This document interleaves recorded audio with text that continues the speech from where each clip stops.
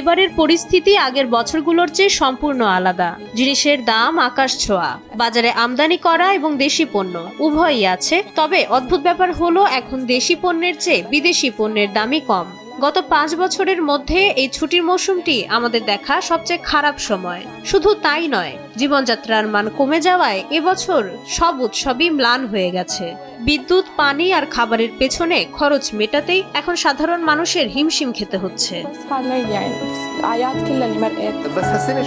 অর্থনীতি সচল হতে শুরু করায় এবছর চাহিদা কিছুটা আছে। গত বছরগুলোতে আমরা ক্রেতাদের পছন্দ মতো অনেক পণ্য আমদানি করতে পারিনি, কিন্তু এখন দোকানে অনেক বৈচিত্র্যময় সংগ্রহ আছে। কিন্তু মানুষের এগুলো কেনার সক্ষমতা অনেক কমে গেছে।